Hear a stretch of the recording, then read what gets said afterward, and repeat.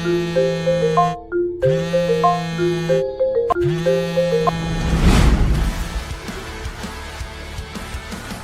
to Ravens Across the Pond, your place for everything Baltimore Ravens.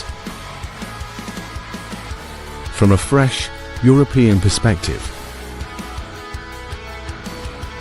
Plenty of laughs, plenty of piss-taking, and of course, questionable insights. Sit back, relax, grab a beer, and enjoy the show. Welcome back, guys, to a Friday night special of Ravens Across the Pond. Nathan joins me tonight, but you will notice we've got a very special guest with us. We haven't spoken to Kevin since, I think it was post-Bear game. Kevin, welcome back to the show. How's things with you? I'm presuming it's been an extremely busy week for yourself. Yeah, things are going well.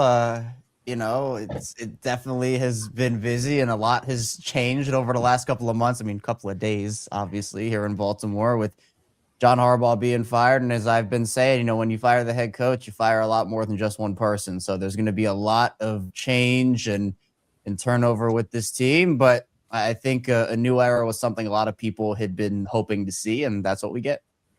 Yeah, I mean, before we go on, just what were your immediate reactions to the firing? Obviously, I listened to Locked On Ravens. I'm all over your socials. I like the stuff that you put out there, and thank you. Obviously, John Harbaugh wasn't without his critics, and I think the critics have been built up. It wasn't just on this season. I think it was consistent failure of having championship winning potential, and he just couldn't punch through that ceiling. Yeah, I was honestly surprised that they did it. I just didn't think they were going to. I had said that it was time for a change and had nothing to do with John Harbaugh as a coach. I think he's a good coach, and I know that some people don't, but I think that he is. But sometimes it's just time, and we look at him being in Baltimore for 18 years. I mean, that's an incredible run, and honestly, you look at sports today, you're lucky if you make it 5 in the coaching landscape in sports today. Like, that's how it's changed. And so I think for Harbaugh, the fourth quarter collapses, the lack of playoff success, or at least the lack of Super Bowl appearances and some of the inconsistencies, it felt like a lot of people were kind of just hanging on by a thread, and the threads within that thread with each fourth quarter blown lead or playoff loss were just snapping one by one. And it kind of felt like that Pittsburgh game was the one where, for a lot of the fan base, I know not everybody, but for a lot of the fan base, it was just like, okay, what's your justification for bringing him back? If, because Harbaugh has built his career on a couple of different things. Obviously, early in his career, he had a lot of playoff success early. He and Joe Flacco made it to the AFC Championship game in their first year together. They won the Super Bowl in 2012.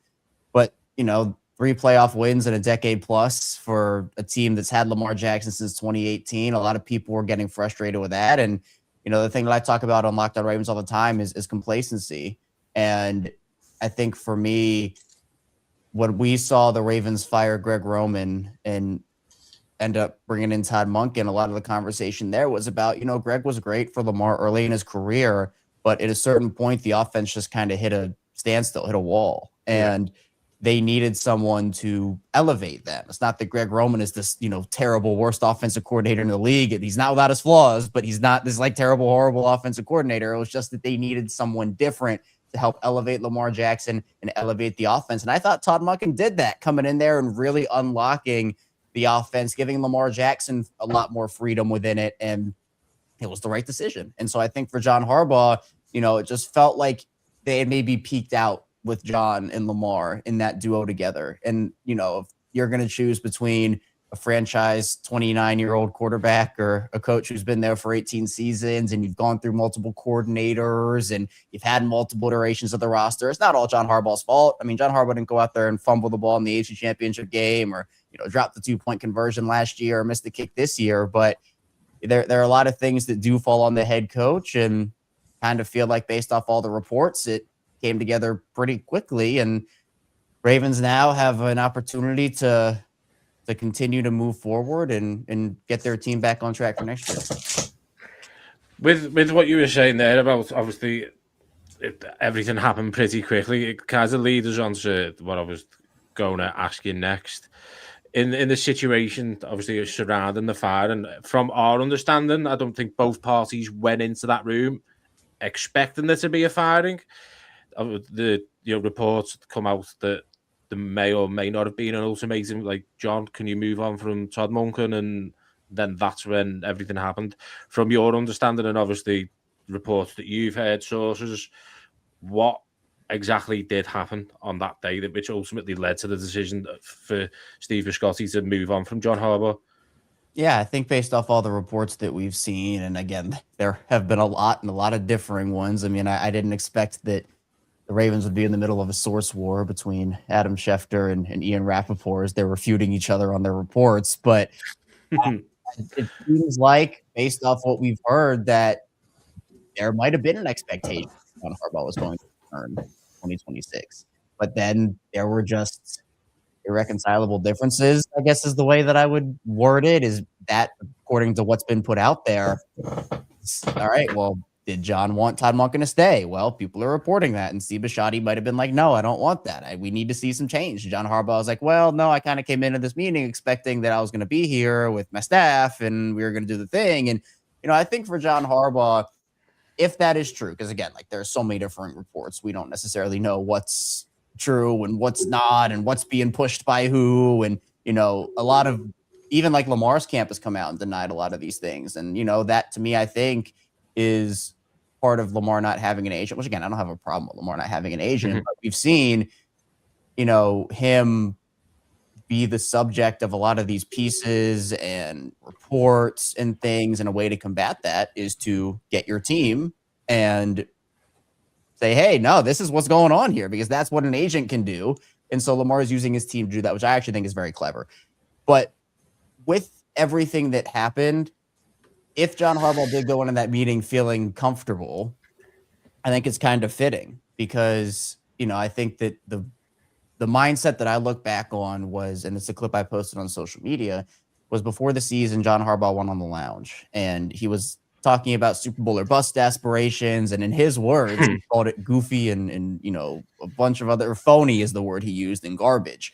So, with that mindset of, well, you have a franchise quarterback, you have a really good roster, and, you're not having that sense of urgency, I think that does carry over. And, Todd Monken talked about it on the Ryan Ripken show, where he said that he never saw John Harbaugh have any poor relationships with, players or anything along those lines. And he defended John and talked about, do you think after 18 years that message goes stale? And, I understand what Todd is saying. Like, I get it. I think that John Harbaugh does, like, just by proxy of being a veteran head coach and having the resume that he has and the influence that he has, I think players do respect him. Like, I think Todd is correct, but I do think that there is a question of, like, is the losing continued? Is the trends continued? Or players just kind of like, man, what are we going to do to turn around this ship here? Like, is there any hope? And I think that the consistent we saw from the players was that they had said that, like, Harbaugh's been really consistent in the messaging and all of this. And he's been that guy that's kind of been there through all the losing and whatnot, which, again, he built his resume off of becoming a player's coach after a really tough start to his Ravens coaching career, where he came in with a lot of strong personalities with Ray Lewis and Ed Reed and Terrell Suggs. We've all heard about the reports of the mutiny in the locker room before the Super Bowl and, how that all went down.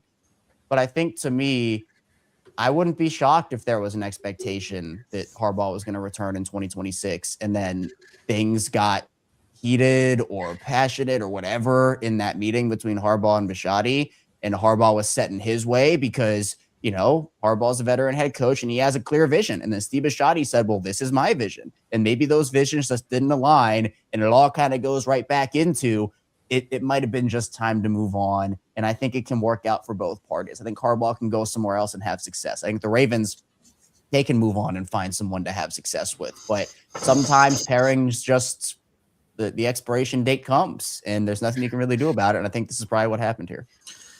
Yeah.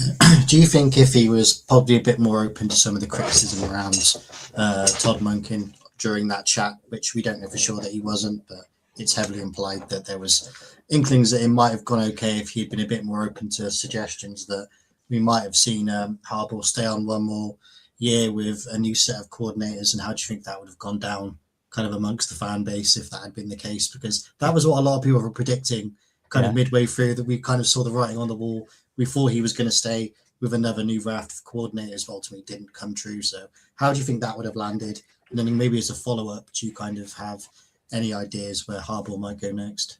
Yeah, well, to answer the first part, I'm sure it wouldn't have gone over very well within the fan base if that were to happen. And actually, I did a show on Locked On Ravens. Actually, it was the show the morning that John Harbaugh was fired, because all the reports that were coming out was that Harbaugh and Orr were probably going to stay, or at least that's what everybody predicted. And then all of a sudden, Monken was going to be the one that was going to go. And I'm like, hold on a second. Like, this is the worst case scenario. I thought Monken was the best out of the three this year. And look, all these guys are not without their flaws. Monken wasn't perfect, Orr was not perfect, Harbaugh was not perfect. But I genuinely think Todd Monken, because again, he all but confirmed on Ryan's show that he is not going to return, which I think everybody kind of had in the back of their minds knew.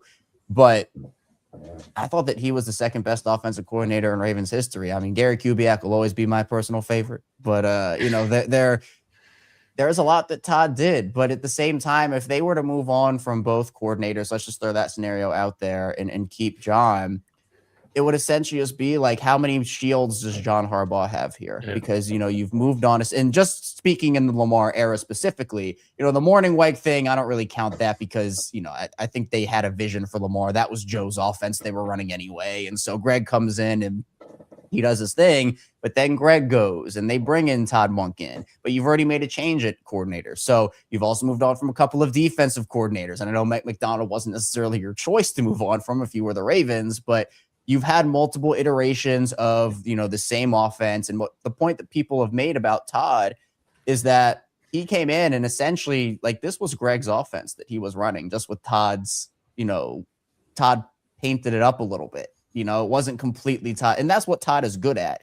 One of the things I talked about when he was hired is that he always adjusts. He can always get with what he has and says, hey, all right, I can work with this. He did it in Cleveland. He did it in Tampa. He had strong pass catchers. All right, great passing offense. So, the pass catchers aren't that great, but, we have a great running game. All right, well, we're going to lean into that. Like, he always has done that. And so to me, I think that it was just the shield part of it, where how many times are you going to go back to that well, where, again, everybody has a piece of the blame pie. I'm not pinning this all on John Harbaugh. The roster wasn't good enough this year. And I was on my show saying, oh, this is the best roster in the league. Let's go, let's go, let's go. But I had said as a disclaimer, like, look, there are a couple of really concerning points here that I have. And if they don't go well, it could be the downfall of the team. And unfortunately, my two were offensive line and pass rush. And unfortunately, we all know what happened this year with the offensive line and pass rush. So there's just a lot. Like, I think Eric DeCosta deserves blame. Obviously, I think Harbaugh does. The coordinators do. The players do. I think everybody deserves a piece of that blame pie. But everything falls back to the head coach. And we saw sloppy penalties and weird games, weird decisions. And, you can talk about the play calling and say, all right, well, hey, Todd's the one calling the plays and Zach's the one calling the plays. And I get it. Like, yes, their play calls do deserve the blame, but you can't tell me that John Harbaugh wasn't in those meetings going over final game plans. I mean, he is the head coach. And so I think this all kind of came to a head when, like, legitimately, if they had won the Patriots game and missed the playoffs, I think that there's a much better chance Harbaugh stays. But I just think this got so much attention, and the Ravens aren't a team that, like, will let national media dictate what they do. But it got so loud with what happened in that Patriots game with Derrick Henry and Harbaugh's response to it of like, yeah, well, hindsight, probably should have been in the game. Like, well, you're the head coach. You can make that call. You can put him in a game. So I think that got really loud. Some of the stubbornness with the offensive line and Daniel Falele. And again, like, not that Eric gave him many options, unfortunately, but when you see something, and this is my thing with Harbaugh, where I would rather them get this hire completely wrong than have them kept John Harbaugh and continue to be in this no man's land of, divisional round losses and walk. Because at least you're trying. It's like the Orioles almost, where it's like with Brandon Hyde, you fire Brandon Hyde, maybe you get the hire wrong. And I don't think they did there with Albernaz, but no. At least you try to right the ship. You try to advance. You try to get better instead of going back to the same well every single season with the slight chance that, hey, maybe you can overcome it. But there's been so much about, okay, well, if they move on from both coordinators, keep John, well, what's to say it's not just going to happen again? And then you just waste another year of Lamar's prime. So there's always that what if. I think John will go, like I said, John will go somewhere else. And to answer the second part of your question quickly, I think the Giants and the Dolphins have obviously been the two that have gotten the most attention so far.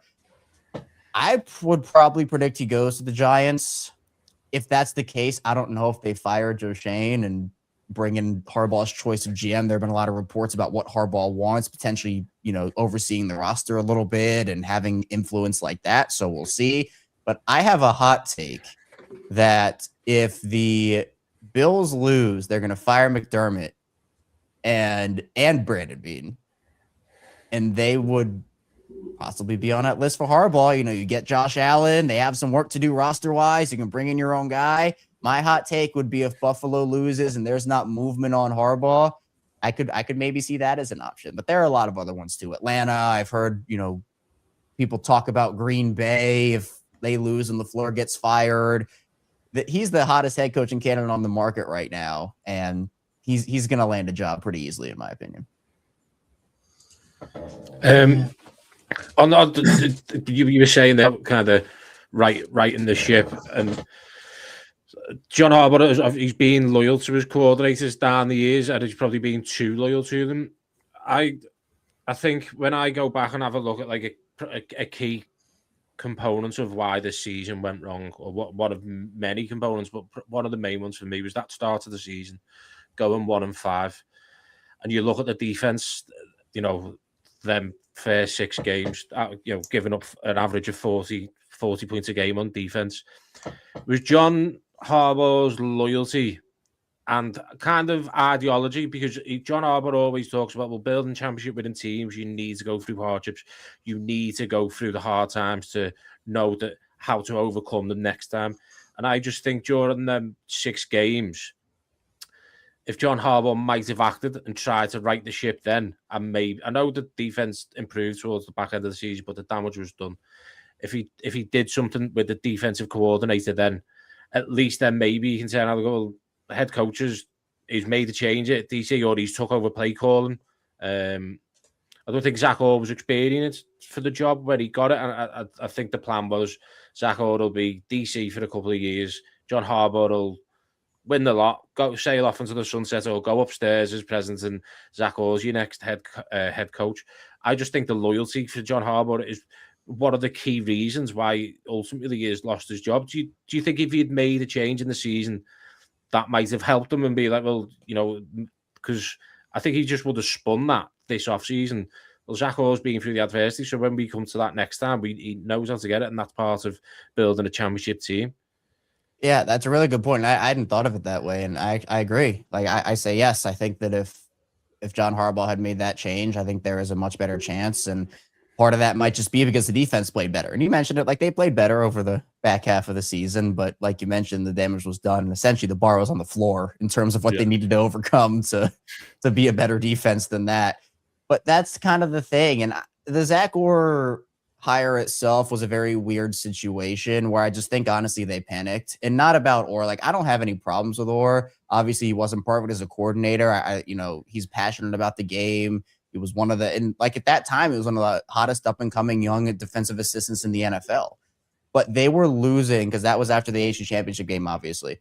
And they lost like 2 assistants a day after that AFC Championship loss. And obviously it started with McDonald. And then, all right, you have to hire a new DC. But okay, now Anthony Weaver's going to Miami. And Denard Wilson, he's going to Tennessee. And so I think the Ravens were like, we have to keep one of these guys, because I think the rumors were that Orr was either going to follow McDonald to Seattle and be his DC, or he was going to go to Green Bay, and they ended up getting Jeff Hafley.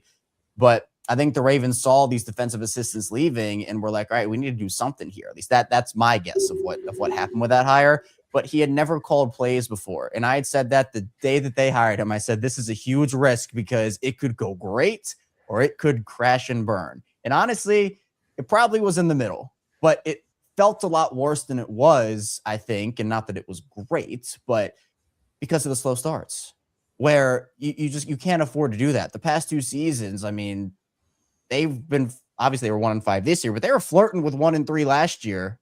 And, you have a lot of opportunities, I think, to win a Super Bowl with this roster. If you had veterans in that play calling chair, guys who had been there, because you can't afford slow starts. I mean, we saw it. That's why their season ended the way it did. You know, you look back at a game like the Buffalo game and you're like, man, well, what if they could just hold on? What if they could just not give up a touchdown here or there? And so I think that if he had moved on from Zach Orr, I think it would have shown the fan base, all right, well, complacency, no, we're going to try to actually write this thing and make a change there. But it just felt like Harbaugh was willing to go down with the ship, where it's like he's going to trust his guys. He's going to, you know, do what he wants to do and make the decisions he wants and, you know, not make those changes. And then if it works, well, he's the hero because he didn't make changes. But if it doesn't, well, you're going to have an outcome like this. And so he did go down with the ship. And I think that there was realistic shot. And again, like they would have probably just promoted Chuck Pagano and that would have been that. But again, like Pagano has experience. And I think that as we saw, yes, the defense improved, but towards the end of the season, I think the same issues that popped up in the beginning part of the year popped up in the later part of the year. You know, you're playing off coverage on like every single play, it feels like. And again, like Zach Orr, despite the fact that, you know, he probably wants to, he can't go out there and rush the passer himself. I mean, he wasn't given a lot in terms of that department. And, you know, that was very underwhelming. The injury to Nnamdi Madubuike, I think, messed a lot of things up with that defense this season. Mm-hmm. But, you know, you also saw regression from key players. I mean, Marlon Humphrey didn't look great. And, you know, Roquan had his ups and downs this year. You know, they were dealing with injuries at times. So it's not all Zach Orr's fault. But at the same time, I think there's a time and a place to hire a guy who has no play calling experience. And I think that the way that this Ravens team was after 23, that was not the time or the place. And I thought Harbaugh had a chance to correct that. I mean, if there was not going to be a situation where Orr got fired and everyone was like, that wasn't deserved. Like the defense. No, I mean, there was a real reason to do it. And I just don't think they took it. And again, I think that it kind of is poetic that Harbaugh kind of went down with the ship here, because that's kind of what he showed, is loyal to a fault. And I'd rather have a loyal organization and a loyal head coach than a non-loyal one, because you get into a lot more problems when it's unloyal. But there are obviously downfalls when that happens too. Yeah, absolutely. And I think John Harbaugh is leaving a Ravens team behind that is going to have a lot of questions going into the kind of off season about where they kind of stand going forward. The window is obviously far from closing, but there's an awful lot of things to kind of work out, kind of where we are going forward.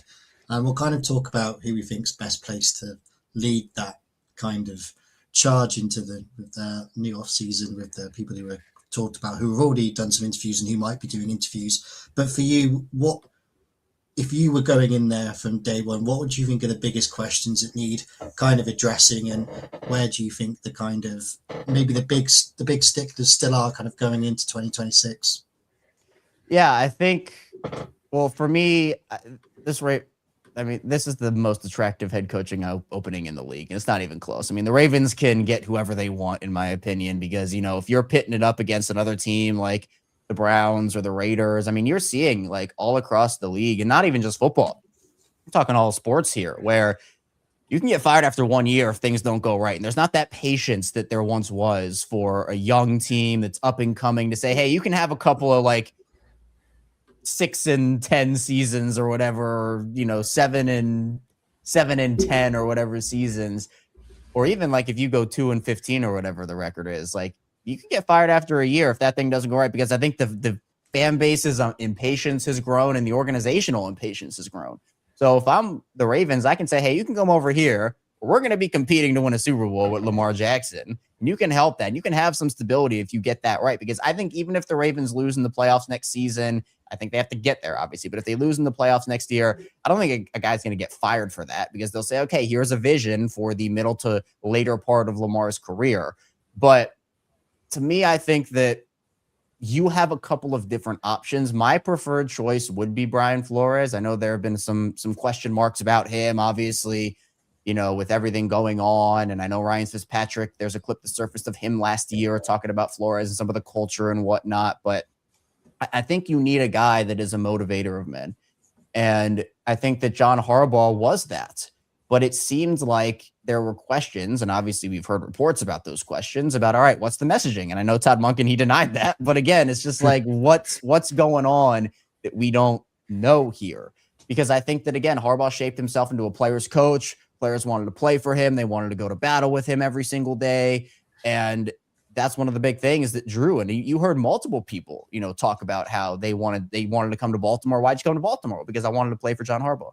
And they need someone who is like that, who can be a figure that can get these guys motivated to go, but also has an expertise. And I don't mind delegators. I mean, that's what John Harbaugh was, but you have to do it properly. And I just think that over the last couple of seasons, we've seen Harbaugh's skill in that decline a little bit, or maybe it's over delegation or under delegation. It just hasn't felt like the John Harbaugh from earlier in his career in terms of that. And so I think a Flores-McDaniel combination is very intriguing, although I know that there is history with those two, so I'm not sure that would work.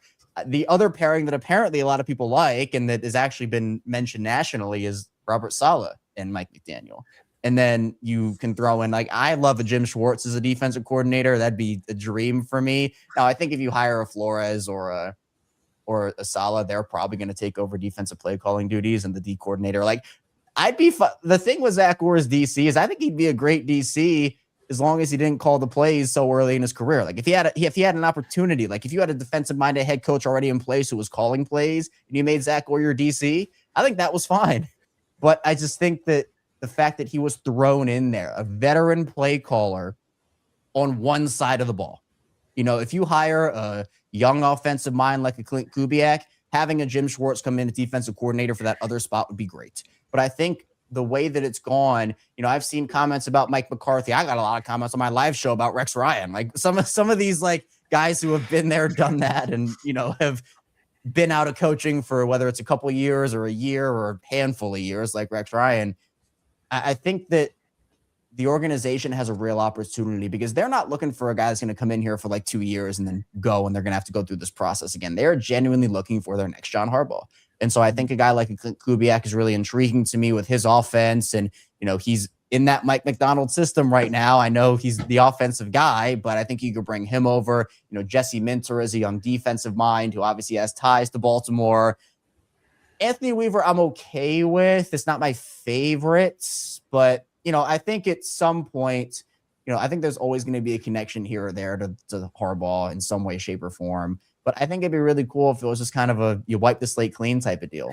And, there's no connection to John Harbaugh. And so I think at least a direct connection. Everybody is connected these days in the NFL. But I think that, Flores makes sense to me is someone who I think deserves an opportunity, but they can get this thing right. And I think there are multiple avenues. I don't think there will technically be a quote unquote perfect hire, but there are a lot of guys they can hire that I think will be a good choice for them and that they can make things happen with and have a lot of success with.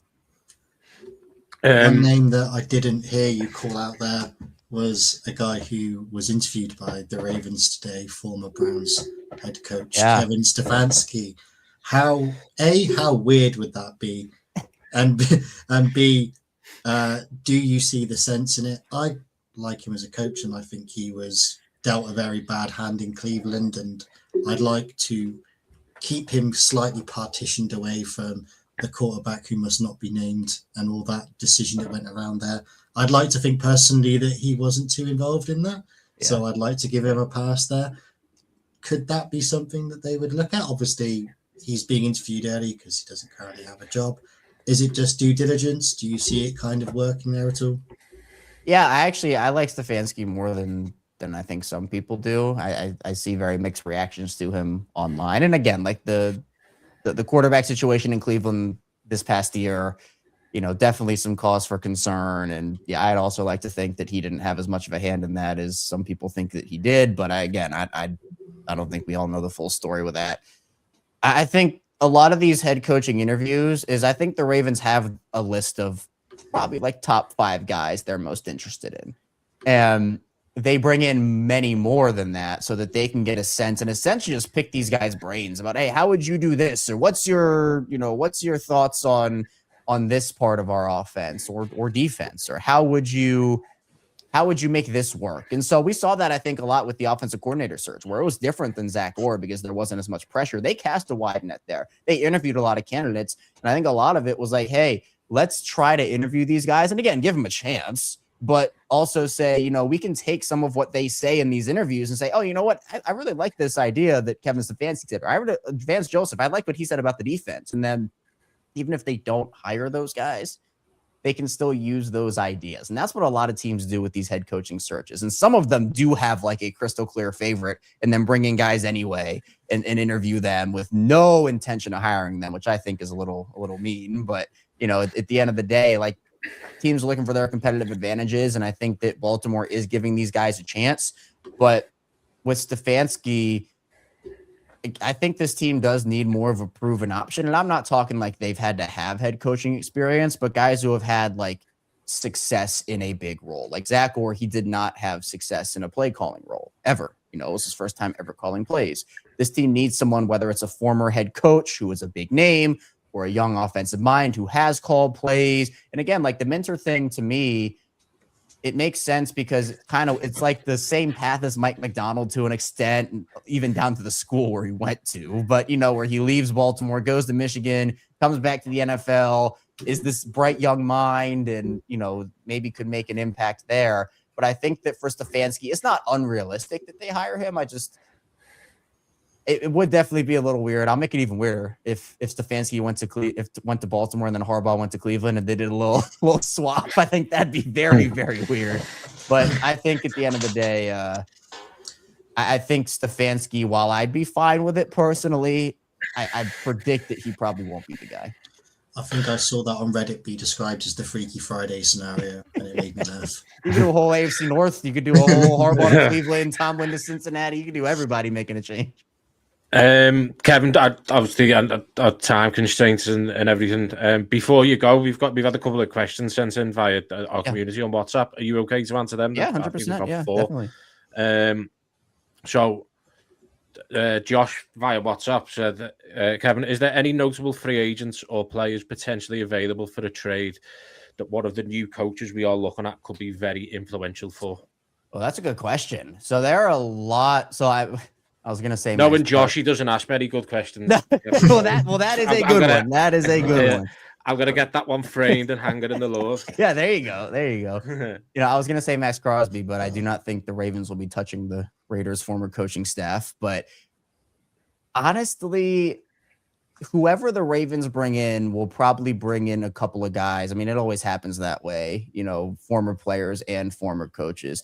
So, I mean, if you look at Clint Kubiak, I mean, if they want to send Jackson Smith and Jigba over to Baltimore, I wouldn't be mad about it. Him and Zay Flowers would make a nice little duo. But I think that maybe a guy like Riq Woolen in Seattle, who's fallen out of favor in that defense, and the Ravens potentially moving on from Marlon Humphrey, they could re-sign Chidobe Awuzie. But if Marlon goes and Chidobe Awuzie goes, depending on your trust levels in TJ Tampa, I happen to like him, but depending on how you feel about him, they might need some depth at corner. And Riq Woolen was really good early in his career for Seattle. It's kind of fallen out of favor in the Mike McDonald defense, and there have been reports about it just being too complex or a lot of these different things. So I don't know what the story is there, but I think Riq Woolen is an intriguing kind of like buy low option if Clint Kubiak does come over from Seattle.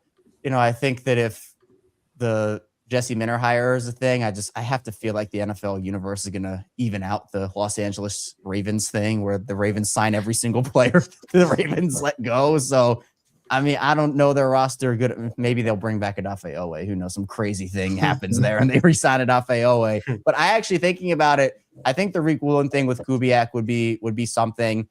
I think in Cleveland, if it was Stefanski, I don't know.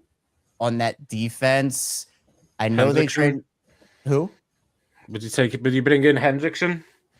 Hendrickson would be interesting. I mean, he's someone that I would love, and honestly, I think is not unrealistic for the Ravens. I mean, again, I don't think Baltimore's touching that Cincy coaching staff, but I think that Hendrickson, with him being a free agent, like that's somewhere. If you don't want to trade the first round draft capital for Max Crosby and all that stuff, like. But you still want to spend money on an edge rusher, Hendrickson is my guy. Like that's the guy that I would want to bring in. Trying to think of in Denver, you can maybe they have an abundance of D linemen that are good. I don't know Zach Allen and what his contract situation is, or some of their backups, like Sebastian Joseph Day on the D line is a really good interior presence. Like I could see maybe some of those guys coming over potentially if it's Vance Joseph, Davis Webb on the offensive side of the ball. Maybe Broncos have a good O-line, so maybe they would try to pry one of those guys away, maybe one of their backups. But there are options all the way across the board. But regardless of who they bring in, I do think that we'll see a couple of coaches and a couple of players come over from that team because that's usually what happens. I've got a couple more. I think we've already got 2 more. This one's via Jay. Yeah, what's up? Is one Super Bowl enough to justify a decade of playoff disappointment? Which hurts more right now, losing Harbaugh or wasting prime Lamar years? Oh, Jay, I think that's a bit negative. I don't think they will. No, I mean, they're all solid questions and legitimate ones, especially with the times that. I mean, it's new. I mean, I've never had to cover something. This is the biggest story I've ever covered. I've never had to cover something like this, and this is bigger than Lamar's whole contract situation, which I thought was going to be the biggest thing I would have to cover. But I mean, the answer to me is no, where I think the Super Bowl, like, obviously you can never take that away from John Harbaugh, and like, it's a huge accomplishment and he deserves credit for that. And, it's something that'll never be forgotten in Baltimore. But this is a what have you done for me now lately league. And, we heard reports in 2017 that Steve Bisciotti considered firing John Harbaugh after that season. In 2018, John Harbaugh was as good as fired until Lamar Jackson came in there and say, I remember all those trade rumors to Miami, which I guess he might end up going to anyway now. But, I remember those rumors. And then Lamar comes in and saves his job. And, I think, Nick British Raven makes a good point there where there are definitely still prime Lamar Jackson years in the tank. And there are a lot of ways to move forward with this. But I think when people look back on what could have been, it becomes disappointing when you think about the AFC Championship game and running the ball 6 times. And Todd Monken, when interviewed with Ryan, he mentioned that, like, that's something he'll have to live with forever is, not having a better game plan or running the ball more, trusting the run game more. And, again, like, yeah, Todd Monken deserves blame for that. But again, like, John Harbaugh is the head coach. He's involved in those conversations, and he is always just by proxy going to, shoulder the blame for that. So I think wasting some of these years definitely hurts. I mean, they've had 3 really, really good opportunities to win a Super Bowl in 2019, 2023, and 2024. And while I don't think last year was much on the coaching staff, I just think it was execution down the stretch and whatnot with, Andrews obviously being a big part of that. But in 2019 and 2023, they abandoned their run game when they were historic levels of efficient there. And it just has turned into, to me, a what if, because you look at Cincinnati, they made the Super Bowl in 2021 and everyone's like, man, they're such a young team. They're going to have this core for years to come. They're going to be back. And where have they been since then? I mean, one AFC Championship game and that's it, because you never know when your window closes. And sometimes it can happen in an instant, or sometimes it happens years before you actually know it's closed. And I think that the Ravens, they have an opportunity to maximize the remaining part of that window. But I probably would have moved on from Harbaugh after the 2024 season, after the Buffalo loss last year. Obviously, I would have loved to, I think that they should have promoted McDonald and moved Harbaugh to the front office. But, I don't think they were ever going to fire a AFC Championship coach. I just don't think it was realistic. And I'm not sure Harbaugh wanted to go in the front office. I think he's too competitive to want to do that. So I think it hurts to waste those prime Lamar years. I was having the same laments last episode, but I was having what ifs about potentially having hired Ben Johnson instead. Yeah, and that's the thing where there's not a Ben Johnson this year, and there are still a lot of good candidates, but you miss out on cycles when you don't make that decision. You trust in your guys, but then when it doesn't go the way you want it, you look back on it and you're like, well, what if that happened? So there are going to be a lot of what ifs in the Lamar Jackson era early on here, but hopefully, like Nick and British Raven said there, you gotta maximize this, and we can maybe look back on it in the later part with a lot more happiness. One from Henry Asify WhatsApp. How much scrutiny will be on EDC now to give the new head coach of Lamar the best shot of getting over the hill? Before you answer that one, Kevin, I really feel now that the pressure is now going to start shifting onto EDC here. I think we discussed it after the Bears game about possibly, a 5th round pick. Does that bring Zietler in? And we've mentioned that so many times. I just don't think enough has been done. And no matter what people say, Lamar has never had a true wide receiver one. As good as what Zay Flowers is and what he can do, he isn't a wide receiver one. Yeah, I agree. I think that now the attention does turn to Eric DeCosta, and that is because I think the shield of Harbaugh is gone. Where it was the same thing with Roman. I think everybody's attention when Roman was the offensive coordinator and things weren't going well, it was on Roman. And, move on from Roman, fire Roman, and all this stuff. And then once Roman was gone, all of a sudden that attention turned to John Harbaugh because Tom Monken was in his first season, and then you hire Zach Gore. Zach Gore's in his first season. It's like, you're going to blame this on a first-year offensive or defensive coordinator, or the consistent that has been John Harbaugh. So now with John Harbaugh gone, the shield is gone. The John Harbaugh shield is gone from Eric DeCosta. And now the attention does shift. And I think, to me, and this is what I was saying last season before the year started, when a lot of people were talking about them trading for Micah Parsons and making a move like that. I was saying, if I'm John Harbaugh, I am banging down Eric DeCosta's door and saying, I know how much pressure is on me. I need you to make a move so I have the best roster possible to keep this job. And obviously nothing happened. They weren't aggressive in that way. And now Harbaugh's gone. So now if I'm Eric DeCosta, I might be sweating a little bit and saying, all right, man, maybe now I do have to become aggressive and, make some of these moves and trade away some of these picks, or, be aggressive and not worry about comp picks and have some of that decision-making instead, because I think now he is fighting for his job, because there's not going to be, whoever gets hired, unless it goes catastrophically wrong and like it is the worst hire in NFL history, the attention, if the team's not good and there are flaws with the roster, is not going to be on a first-year head coach, regardless of who it is. Unless it's like some veteran guy who already has like a weird reputation, which I don't think they're going to make that hire. So it's going to turn to, all right, well, who's been constructing the roster for a long time? Who has had some great moments, but also some not so great moments in, making this roster and, getting it as Super Bowl ready as possible. And they have had some Super Bowl rosters that they have not taken advantage of. And that is not the fault of Eric DeCosta. But, again, is what have you done for me now lately? And everybody is remembering the fact that, well, they did nothing on the offensive line. They handed guys jobs for free, essentially, without having them earn it. It went terribly. They weren't aggressive in the pass rush department. That went terribly. And this has just been 2 really weird years, like even weird roster decisions of signing Chauncey Gardner-Johnson, and he was supposed to have a role, and then like 4 hours later trading for Alohi Gilman. And I'm sure Chauncey Gardner-Johnson was like, wait a second, didn't we just talk about that's why I signed here? And then he ends up getting released and going to Chicago. He's actually playing very well in Chicago right now. So just a lot of weird situations, I think, for this Ravens team these past 2 years. And again, like a lot of that is culture building. And I think that John Harbaugh certainly deserves some blame for that and just kind of how certain things went. But now that he is gone, if more of that stuff happens, well, John Harbaugh's not there anymore. You can't blame him. So it's going to come to the next guy. And with that Harbaugh shield gone, I do think that pressure shifts to Eric DeCosta. Nathan, do you want to do this last one and then we'll wrap up? Yep, last one from Dean, and I think you've given us a little bit of flavour of this already. Yeah. But if you did have one, and don't say it again and give it a final underline underline it there. Yeah, dream combo. Oh, I will say it again because I love saying it, because I want to speak it into existence. So every time I say it, I feel like we're getting a little closer to it. So Brian Flores would be my head coach. Mike McDaniel is the offensive coordinator, and then Jim Schwartz is the defensive coordinator. I think that's a power trio right there. If you want to replace Brian Flores with Robert Saleh, I'm not going to argue with you there. I just think, again, passionate guys, leader of men, guys who have really, really good defensive schemes and have seen success.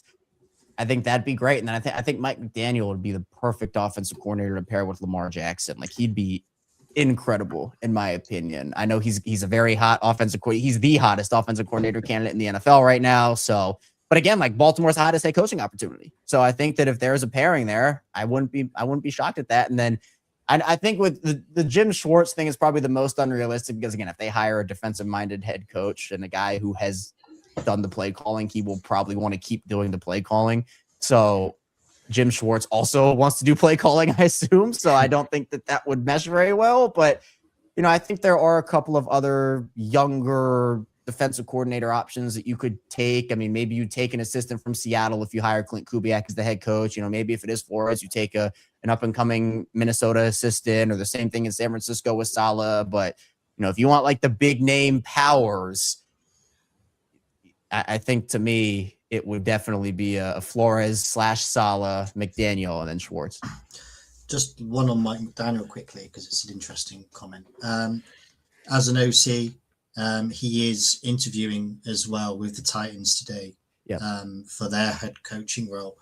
Do you think that he could be more swayed to have maybe 1 or 2 years as the Ravens OC and get to work with Lamar over the pull of taking over a Titans organization, which outside of Cam Ward is promising, doesn't really have too much going for it? Do you think he might prefer sitting back and just causing some absolute chaos with Lamar over going into that potential dumpster fire in Tennessee? Yeah, I mean, I think it's something he has to consider, especially because, again, like, coach security in the NFL is at an all-time low. And you just sometimes don't get afforded a chance to work through things, where if he goes to Tennessee and has a terrible season, I mean, I don't think his job would be 100% safe. You know, I'm sure they'd talk about long-term vision and say, hey, we want to have you see this thing through, but things change quickly. And like, we've seen coaches fired after one season, and I'm sure they all talked about long-term vision and, hey, we're going to have a multi-year plan. And then all of a sudden, boom, you're done after a year. So I would think that McDaniel rebuilding his value a little bit in Baltimore would be good for him. And I'm not just saying that because, you know, I'm a Ravens fan or do a Ravens show or I'm on this show with you guys. Like, I genuinely think that, like, the Ravens provide opportunities, and we see the coaching tree and the coaching opportunities that guys get from Baltimore. I mean, it's like, it's been a running thing for years now. It's like, look at all these Ravens assistants that are going and getting promoted or getting college jobs. I mean, George Godsey just got the OC coordinator position at Georgia Tech. So, you know, they always have opportunities for guys. And I think that, you know, everybody's goal, I mean, for most guys, maybe not like Josh McDaniels, but for most guys, the goal is to become a head coach. And, you know, even if you had that taste of head coach, the goal is to get back to becoming a head coach. But it is about opportunity and it is about situation. I think Baltimore's situation is one that everybody should be considering, because not only does it give you a shot to win, but it gives you a shot at real stability that could maybe propel these guys into the next role. Kevin, thank you very much for your time tonight. I'm sorry that we've gone a little bit No, over. You're good. It was a blast. Don't worry about it. just a little quick one away from Ravens, and in fact Baltimore sports, because I asked you about the Orioles last time. College football playoffs. I'm a huge Miami Hurricanes guy. Yeah. They're going to a natty. How do you see the game going tonight? And if it is indeed Indiana against Miami in the natty, have the Canes got any hope? Well, I do think it will be Indiana.